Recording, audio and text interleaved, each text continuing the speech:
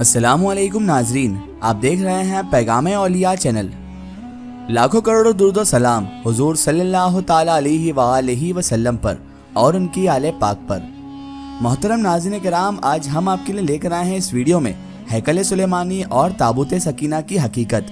कि हैकल सुलेमानी कब कैसे तामीर हुआ, इसकी हकीकत क्या है और ताबूत सकीना क्या है, ये आज हम आपको बताएंगे इस वीडियो में। तो मेरी आपसे मोतबाना गुजारिश है कि इस वीडियो को आखिर तक ज़रूर देखें और अगर अभी तक आपने हमारे चैनल को सब्सक्राइब नहीं किया है तो उसे भी सब्सक्राइब कर दीजिए और पास में दिए गए बेल आइकन पर भी क्लिक कर दीजिए ताकि हमारे वीडियो की नोटिफिकेशन आप तक पहुंचती रहे।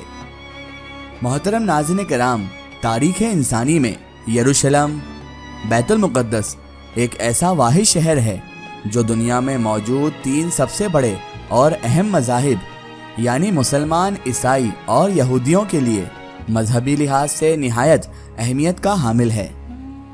इस शहर की तारीख निहायत ही पुरानी है और कई मरतबा इस शहर पर हमले भी हुए हैं जिसकी ही वजह से यहूदी दरबदर होकर रह गए हैं। आज भी माहिर आसार कदीमा इन कदीम खंडरात में मौजूद वो इमारतें तलाश करने की कोशिश करते हैं जो इस शहर के उजड़ने के दौरान नज़रों से ओझल हो गई थी।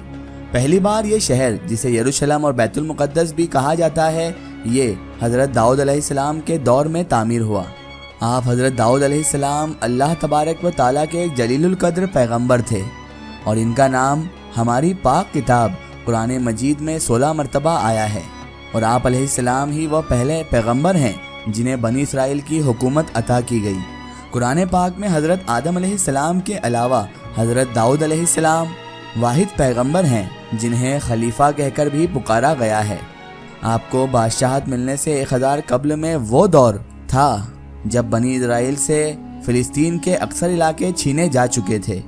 इस वक्त बनी इजराइल के हुक्मरान हज़रत शुमीर अलैहिस्सलाम थे जो कि बहुत बूढ़े हो चुके थे। लिहाजा बनी इजराइल ने दुश्मनों के मुकाबले में किसी बादशाह के लिए अल्लाह पाक से दुआ मांगी और यूं अल्लाह तबारक व ताला के हुक्म के मुताबिक हज़रत शुमीर अलैहिस्सलाम ने 30 साला तालूत को इन पर बादशाह मुकर्रर करना चाहा, मगर बनी इसराइल ने इन्हें बादशाह तस्लीम करने से इनकार कर दिया और शर्त ये रखी कि जब तक ताबूत सकीना इनके हवाले ना कर दिया जाए तो वो तालूत की बादशाही की इताअत ना करेंगे। नाज़रीन किराम, अब सवाल ये पैदा होता है कि ये ताबूत सकीना आखिर क्या था और बनी इसराइल इसे इतनी अहमियत क्यों देते हैं। नाज़रीन किराम, इस बात को समझने के लिए हमें तारीख़ में बहुत पीछे जाना पड़ेगा। दरअसल ताबूत सकीना लकड़ी का बना हुआ एक संदूक था जो अल्लाह के पैगंबर हज़रत आदम अलैहिस्सलाम पर नाजिल हुआ था और पूरी ज़िंदगी आप हज़रत आदम अलैहिस्सलाम के पास ही रहा ये संदूक और फिर बतौर विरासत आप हज़रत आदम अलैहिस्सलाम की औलाद तक चलता रहा, यहाँ तक कि ये नस्ल दर नस्ल हज़रत याकूब अलैहिस्सलाम को भी मिल गया जिन्हें इसराइल भी कहा जाता है और आप हज़रत याकूब अलैहिस्सलाम की औलाद ही बनी इसराइल कहलाती है। और यूं हज़रत याकूब अलैहिस्सलाम के बाद ये आपकी औलाद बनी इसराइल तक पहुंच गया। हज़रत मूसा अलैहिस्सलाम अल्लाह तबारक व ताला के जलीलुल क़द्र पैगंबर थे और वो भी बनी इसराइल से ही थे और यूं ये ताबूत सकीना हज़रत मूसा अलैहिस्सलाम तक बतौर विरासत पहुंच गया। क़ससुल अंबिया के मुताबिक इस ताबूत में तौरात का असल नुस्खा पत्थर की 2 तख्तियाँ जो कोहे तूर पर हज़रत मूसा अलैहिस्सलाम को अता की गई थी, हज़रत मूसा अलैहिस्सलाम और हज़रत हारून अलैहिस्सलाम का असा मुबारक और बैरहन और इसके अलावा मनोसलवा का मन एक बर्तन में महफूज था ताकि आने वाली नस्लें अल्लाह तबारक व ताला के इस एहसान को याद रखें जो उसकी राह से भटकने के दौरान अल्लाह पाक ने इन्हें फरमाया। क्योंकि जब अल्लाह के नबी हज़रत मूसा अलैहिस्सलाम फ़िरौन से अपनी कौम को निजात दिलवाकर एक सहरा में पहुँचे तो ये एक वीरान सहरा में तनहा मौजूद थे। खाने पीने का कोई ज़रिया मौजूद न था, लिहाजा अल्लाह पाक के हुक्म पर मनोसलवा का खाना इन पर उतरता था। ये ताबूत दरअसल अल्लाह तबारक व ताला की तरफ से बनी इसराइल पर रहमत और बरकत का तोहफ़ा था और इन बनी इसराइल को जब भी कोई मुश्किल पेश होती या फिर जंग में हार का खतरा होता तो बनी इसराइल इस ताबूत को सामने रखकर अल्लाह तबारक व ताला से जो भी दुआ करते वो कबूल हो जाया करती थी।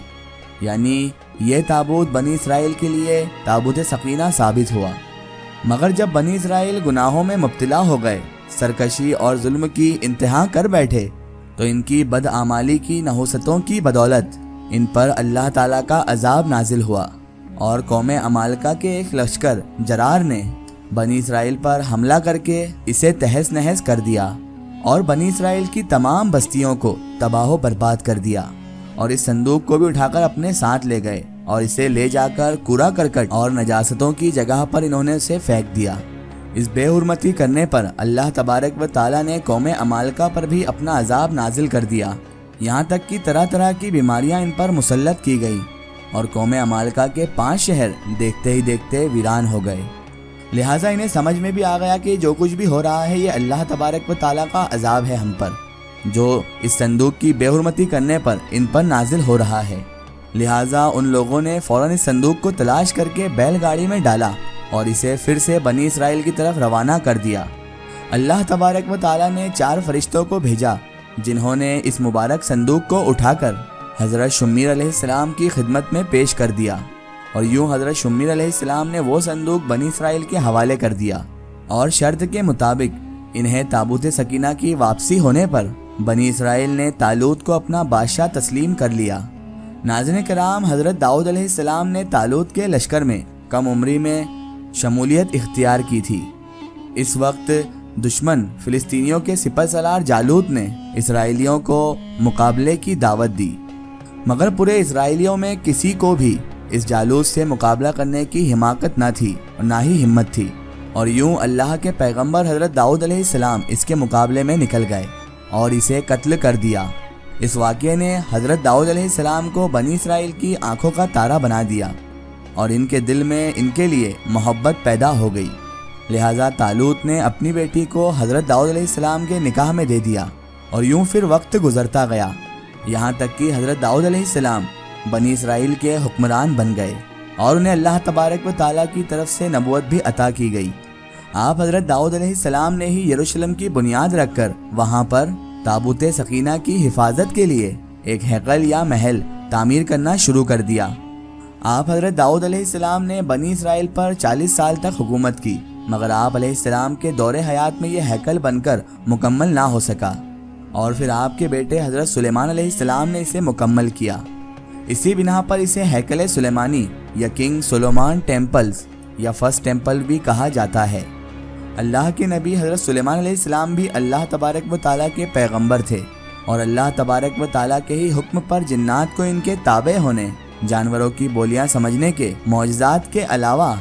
انہیں ایسی سلطنت عطا کی گئی تھی جو اس سے پہلے نہ کبھی کسی کو ملی تھی اور نہ ہی ان کے بعد کسی کو مل سکے گی، جس سلطنت کے لیے انہوں نے خود اللہ پاک سے دعا کی تھی۔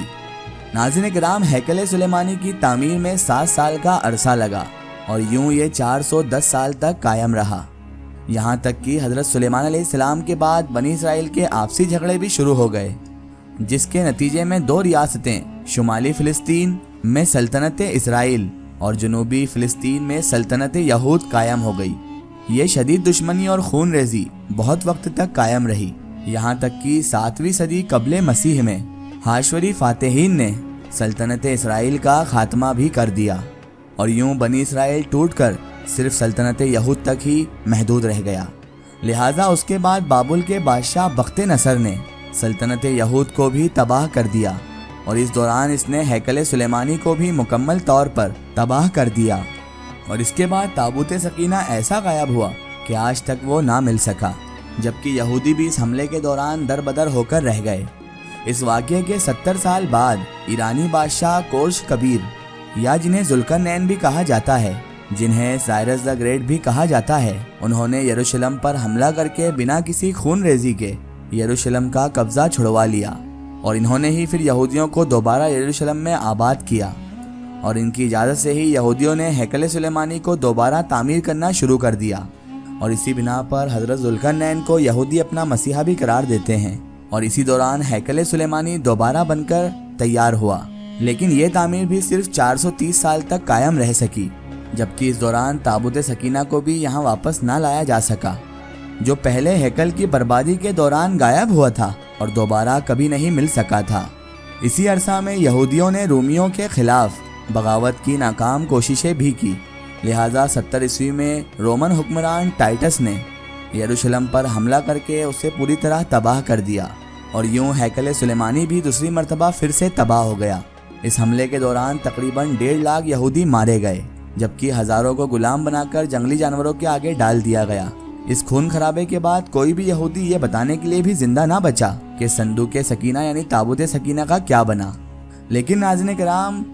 आखिर ये ताबूत सकीना अब कहाँ पर मौजूद है? इस मौजू पर दुनिया के मुख्तलिफ हिस्सों से मुख्तलिफ दावे सामने आते रहते हैं। मिसाल के तौर पर कुछ यहूदियों का इसके बारे में दावा है कि वो ताबूत सकीना उर्दन के इलाके जबल नेबू के इलाके में कहीं मौजूद है, जबकि कुछ लोग इथोपिया के गिरजाघर में इसकी मौजूदगी का दावा करते हैं। जबकि कुछ लोगों का ये मानना है कि यह मलका बरतानिया के तख्त के नीचे मौजूद है, जहाँ पर मलिका की तख्त पोशी की जाती है। गर्ज ये कि दुनिया भर से इसके लिए मुख्तलिफ दावे सामने आते रहते हैं और माहिर आसार कदीमा और यहूदी इसे ढूंढने के लिए हर सर तोड़ कोशिशें कर रहे हैं, मगर दर हकीकत ये इस वक्त कहाँ मौजूद है ये अल्लाह तबारक व तआला के सिवा कोई भी नहीं जानता। और यकीनन अल्लाह पाक जब तक इसे खुद ना जाहिर करना चाहे तब तक इसे कोई भी कभी नहीं ढूंढ पाएगा। सो नाज़रीन किराम, ये थी मुकम्मल तफसील हैकल सुलेमानी और ताबूत सकीना की। एक ज़रूरी इत्तला, अगर आप भी किसी बुजुर्ग या औलिया अल्लाह का वाक़या हमारे चैनल से शेयर करवाना चाहते हैं और आप चाहते हैं कि हम उन बुजुर्ग का वाक़या, करामात या कोई मालूमात पेश करें, तो आप हमें कमेंट में उनके बारे में बता सकते हैं। और हमारे फेसबुक पेज पर आप हमसे कांटेक्ट भी कर सकते हैं। फेसबुक पेज पैगाम औलिया को लाइक करें और उस पर हमसे जुड़ें।